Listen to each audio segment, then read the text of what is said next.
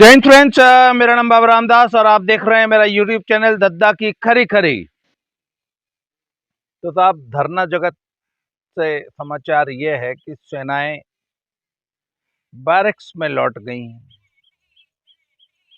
3 तिरंगे धरना जीवियों ने कल अचानक घोषणा कर दी कि वो युद्ध विराम कर रहे हैं और सोशल मीडिया से ब्रेक ले रहे हैं और अब ब्रजभूषण के खिलाफ लड़ाई जारी रहेगी, परंतु अब लड़ाई वो कोर्ट में लड़ेंगे। और इधर आज योगेश्वर पहलवान जी ने सुबह 15 मिनट का एक फेसबुक लाइव किया और उन्होंने भी घोषणा कर दी कि भैया बहुत गंदगी हो गई है और इस गंदगी में, इस नाली में मैं अब ईंट वीट नहीं मारना चाहता हूं, इसलिए भैया मैं अब कोई इंडिविजुअल कमेंट नहीं करूंगा और बाज आए ऐसी मोहब्बत से ये रखो पानदान अपना। उनने भी हथियार डाल दिया। वो इस गंदगी से दूर हो गए। खैर, ये उनके लिए बहुत अच्छा था, उनको इस गंदगी में पैर रखने की जरूरत भी नहीं थी। पर कई बार साहब, जब नाली बज बजाने लगती है और उसमें जब कीड़े पड़ने लगते हैं ना, तो गंदगी घुस के साफ करनी पड़ती है। You can't run away from your responsibilities. तो ये तो साहब योगेश्वर दत्त पहलवान जी की बात। और 3 तिरंगों का यह है कि देर आए दुरुस्त आए। अब कहते हैं जी हम कुछ दिन की ब्रेक लेंगे और अपनी लड़ाई कोर्ट में लड़ेंगे। ओ भैया, ये बात तो हम उस दिन से कह रहे हैं जिस दिन से एफआईआर हुई थी, कि जब एफआईआर हो गई थी ना, अगले क्षण वहां से डेरा डंडा उठा के जंतर मंतर से अपने अखाड़े में आ जाते, अपनी पहलवानी करते। खैर, उस वक्त पता नहीं कौन थे आपके सलाहकार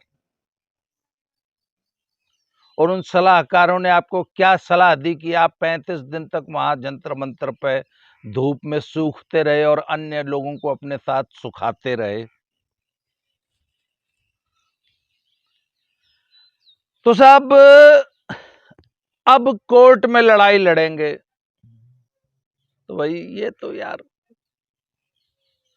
ये अक्ल तो बहुत पहले आ जानी चाहिए थी।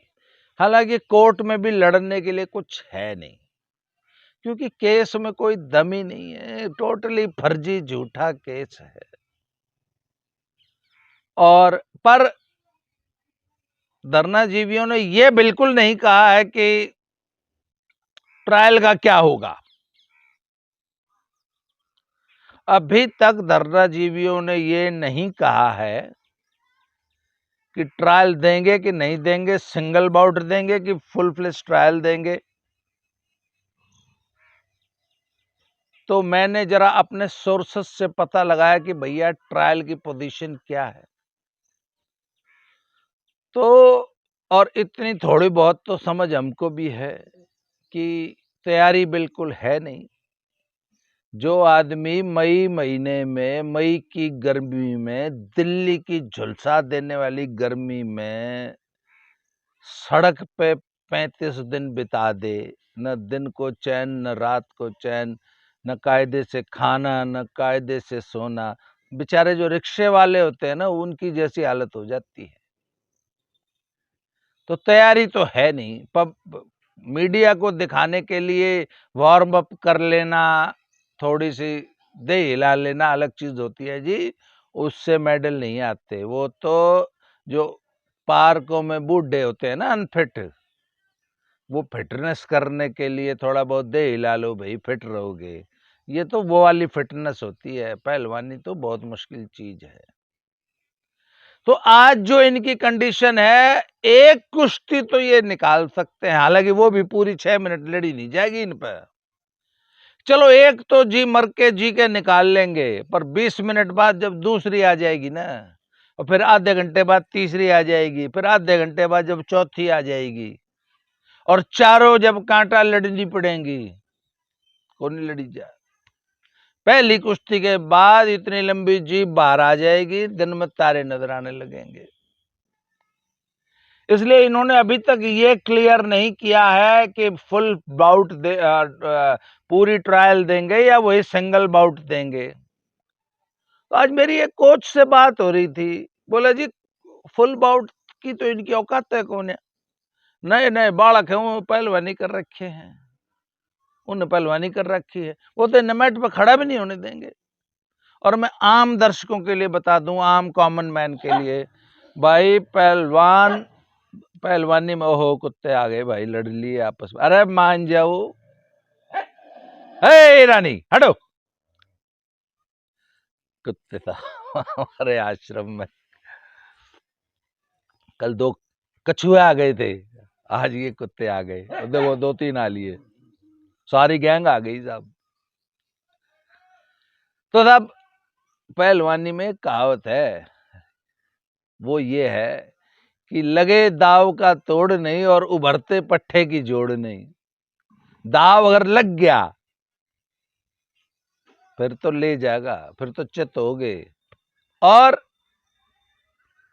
जो उभरता पट्टा होता है ना, उसकी जोड़ नहीं होती कोई। ये तो लिए बूढ़े, और जो 20-22-25 साल का बालक है वो नया बच्चा है भाई, तम हो लिए बूढ़े। तो लगे दाव का तोड़ नहीं और उभरते पट्टे की जोड़ नहीं। ये कॉमन मैन के लिए आज आपको एक कुछ पहलवानी की एक कहावत बता दी, हमारे उस्ताद खलीफा सुनाया करते थे। तो भाई जो उभरते पट्टे हैं ना, वो नहीं खड़े होने देंगे, वो तो कभी मोर बना देंगे मैट पे। खैर, ये एक बहुत अच्छी समझदारी भरी शुरुआत है कि अब सोशल मीडिया पे छीछालेदर नहीं होगी और सेनाएं सफेद झंडा लहराती हुई बैरक्स में लौट गई हैं। पर अभी एक लड़ाई बाकी है जो चल रही है, थोड़ा पर्दे के पीछे चल रही है, वो है रेसलिंग फेडरेशन ऑफ इंडिया के चुनाव की। पहले एक डेट धरी, फिर दूसरी धर दी, फिर तीसरी धर दी, पहले 4-5 जुलाई थी, फिर 11 जुलाई कर दी। अब हाई कोर्ट से भी एक स्टे मिल गया, उसमें 17 तारीख की एक तारीख है। आसाम की कोई एक पार्टी है, उसने कहा जी हमको एफिलिएशन दे दो, हम भी वोट देंगे, हमारी भी फेडरेशन दे दो, फेडरेशन में हमारी भी रेसलिंग स्टेट एसोसिएशन बना दो। जबकि उसके बारे में मैंने उसकी जो लीगल टेक्निकल सिचुएशन पता लगाई है, तो 2014 में इन्होंने एक कमेटी गठित की थी, फिर उस कमेटी का भी चाल चलन रवैया सही नहीं था, तो उसको एफिलिएशन नहीं दिया था। That association was not recognised and affiliated by WFI in 2014 Assam में। फिर 2015 का चुनाव हुआ, उन्होंने अपना दावा पेश नहीं किया। 2019 का चुनाव हुआ, फिर भी उन्होंने अपना दावा पेश नहीं किया। अब 2023 में सामने आ गए कि हमको भी एफिलिएशन दो। तो गुवाहाटी हाई कोर्ट ने उनको एक डेट दे दी है। वैसे कायदन तो ये पहली हियरिंग में ये स्टे जो है ये वकेट हो जाना चाहिए, क्योंकि उनमें इस केस में भी मेरिट नाम की चीज ही नहीं है। पर पर्दे के पीछे की स्टोरी ये है कि ये सिर्फ और सिर्फ WFI के चुनाव को डिले करने की एक टैक्टिस है इनकी। इसके पीछे की पॉलिटिक्स ये है, और इस पूरे प्रकरण के पीछे की पॉलिटिक्स ये है कि इनका मूल उद्देश्य था कि फेडरेशन पे या तो कब्जा हो जाए, नहीं तो हमारी भी कुछ से रहे, हमारा भी कुछ होल्ड रहे। इसके लिए कुछ बड़े राजनीतिक रसूख वाले लोगों से ने इनको यूज किया, इनको धरने पे बिठा दिया। फिर वो धरना अल्टीमेटली जॉनसन के आरोपों पे चला गया और it became a very very very murky deal. उसका सब नुकसान ये हुआ कि जनवरी से लेकर आज तक कुश्ती की सारी गतिविधियां इस देश में ठप है। बहुत दुर्भाग्यपूर्ण बात है, इतनी विडंबना है कि wrestling was the only game in India which was doing very well in Olympics. Olympic level पे इतना अच्छा परफॉर्म करना, ये एक बहुत बड़ी अचीवमेंट है जो कि इस फेडरेशन ने हासिल की है अपने अच्छे मैनेजमेंट की वजह से। और पिछले ओलंपिक में 2020 में 7 खिलाड़ी हमारे ओलंपिक में लड़े, जिसमें से 5 मेडल के दावेदार थे और 4 को तो यूं समझ लो बस मेडल छू के निकल गया। जो 2 मेडल आए हैं वो कायदन मिनिमम 4 तो आने ही थे, कभी भी आ सकते थे वो। और जो हमारी बेंच स्ट्रेंथ है वो इतनी अच्छी है कि इस ओलंपिक और इसके बाद 2020 में ही इस फेडरेशन ने 2024 और 2028 के ओलंपिक का पूरा अपना मानचित्र तैयार कर लिया था कि हम 2024 और 2028 के लिए इस प्रकार ये हमारा रोड मैप है। पर वो सारे का भट्ठा बिठा दिया इन्होंने अपनी निजी स्वार्थ की लड़ाई में। इनका तो कुछ है नहीं, अब इनका न तो कोई फ्यूचर है, कुछ होना जाना इनसे है नहीं, पर इन्होंने अपने स्वार्थ की लड़ाई में पूरी रेसलिंग को डिरेल कर दिया। बेचारे छोटे बच्चों का इतना नुकसान हुआ है जिसकी हम कल्पना नहीं कर सकते, जिसकी हम आप कल्पना, मतलब एक जमाना था इसी ब्रजभूषण सिंह की फेडरेशन आने से पहले जब सारे साल में सिर्फ 3 टूर्नामेंट मिलते थे हमारे बच्चों को, सीनियर नेशनल, जूनियर नेशनल और कैडेट। और उनमें भी, उसमें भी सभी स्टेटों से सिर्फ हरियाणा लड़ता था। मणिपुर की टीम से पता लगा 10 लोगों की टीम आई जिसमें 6 हरियाणा के हैं, और मिजोरम से भी 10 में से 6 हरियाणा के हैं, आसाम ये वो मतलब दुनिया भर की सिर्फ। तो ये एक बहुत बड़ा लेक्यूना था जिसमें कि उनको लगता था कि बाकी देश को लगता था कि हम तो लड़ ही नहीं सकते। तो इसमें बहुत बड़े बड़े रिफॉर्म्स किए गए। स्ट्रिक्टली पहले हुआ कि एक ओपन करा दिया गया कि ठीक है अगर आपको लड़ना है तो आप मणिपुर से, मिजोरम से मत लड़िए, उड़ीसा से मत लड़िए, गुजरात से मत लड़िए, वहां से गुजरातियों को लड़ने दीजिए, असम वालों को लड़ने दीजिए। अगर आपको लड़ना है तो हम आपको एक फेडरेशन की तरफ से एक एंट्री दे देते हैं, 1500 या 2000 रुपए की एंट्री फीस दीजिए, आप एक्स्ट्रा लड़ लीजिए। और पहले राउंड में उनको लड़ा लिया जाता था। अक्सर ऐसा होता था कि वो बच्चे परफॉर्म भी करते थे। अगर आपको हरियाणा से जगह नहीं मिल रही है तो हरियाणा के 6-6 लड़के नेशनल्स में लड़ते थे। उसके बाद फिर ये सिस्टम बंद करके उन्होंने बकायदा ओपन करानी शुरू कर दी कि ओपन रैंकिंग टूर्नामेंट करो, चाहे जितने मर्जी बच्चे लड़ो। उसके बाद साल के 23 tournaments, national championship, national level के इस फेडरेशन ने कराने शुरू किया। आप कल्पना कीजिए, एक जमाने में सिर्फ 3 टूर्नामेंट होते थे, आज 23 टूर्नामेंट साल में नेशनल चैंपियनशिप होती है। अंडर 15 की, कैडेट्स की, यूथ की जो कि अंडर 23 है, जूनियर है, उसके बाद सीनियर्स की है, उसके बाद 4 ओपन रैंकिंग टूर्नामेंट्स होती हैं, उसके बाद 4 फेडरेशन कप्स होते हैं, ग्रैंड प्रिक्स होती है। मतलब कहने का मतलब इतने टूर्नामेंट की लड़ो ना, और जितना ज्यादा बच्चा टूर्नामेंट में पार्टिसिपेट करेगा, जितने ज्यादा कॉम्पिटिशन्स लड़ेगा, उतना उसको ज्यादा एक्सपोजर मिलेगा। क्योंकि भैया अगर 23 नेशनल होते हैं तो उन 23 नेशनल्स के लिए 23 स्टेट चैंपियनशिप भी होंगी ना, या स्टेट चैंपियनशिप नहीं होगी, 23 बार ट्रायल तो देगा।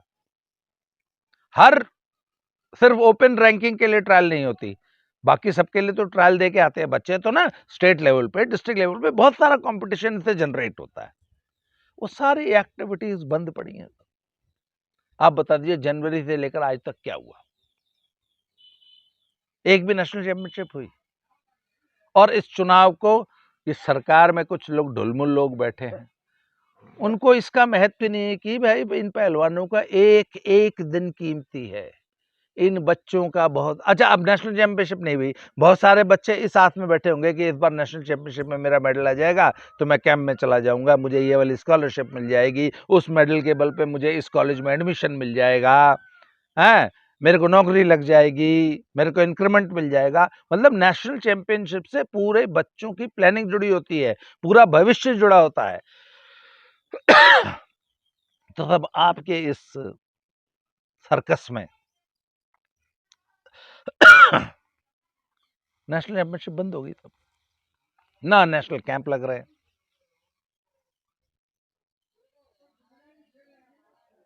और अभी भी WFI का चुनाव कब होगा, गुवाहाटी हाईकोर्ट ने सॉरी डस्ट आ रही है, गुवाहाटी हाईकोर्ट ने स्टे दे दिया है। देखें 17 जुलाई एक डेट रख दी है, देखें 17 जुलाई को क्या होता है। तो कहने का मतलब है साहब कि इस पूरे प्रकरण में न सिर्फ बदनामी हुई है, बल्कि बच्चों का बहुत ज्यादा नुकसान हुआ है, उनके मोरल पे फर्क पड़ा है। इसके अलावा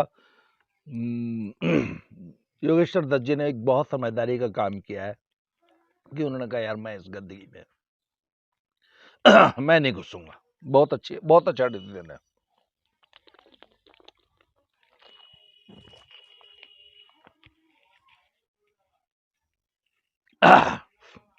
असल में ना मैंने कहा था ना अगर इसमें इधर पीछे ये लोग कुछ काम कर रहे हैं, इस वजह से डस्ट आ रही है। मैं इधर अपना जगह शिफ्ट कर लेता हूं।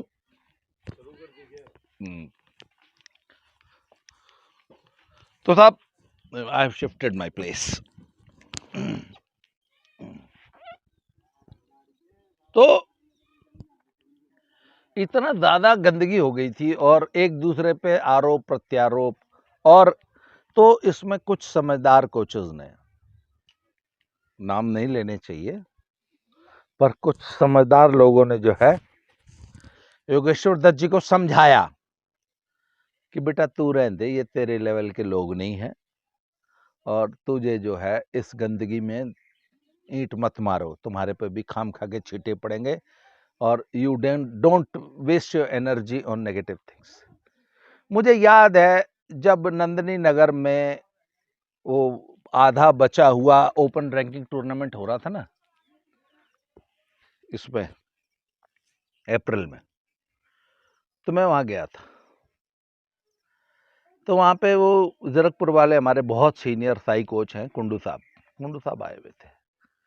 तो वो मैं उनके साथ बैठा था, तो उन्होंने मुझे एक बड़ी मार्मिक बात कही थी कि अजीत बहुत नेगेटिविटी हो गई यार, इस प्रकरण ने ना इतनी नेगेटिविटी फैला दी है, एवरीथिंग इज नेगेटिव।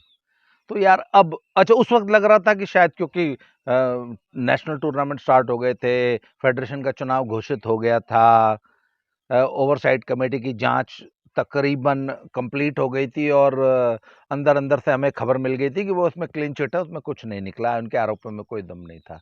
तो कुंडू साहब ने मुझसे कहा था कि यार अब जो है ना पॉजिटिव बातें करो, कितनी नेगेटिविटी हम फैलाएंगे, लेट्स टॉक पॉजिटिव नाउ। तो मैंने उनसे वादा किया था, मैंने कहा सर आप एकदम सही कह रहे हैं, अब वाकई पॉजिटिविटी वापस लानी चाहिए माहौल में।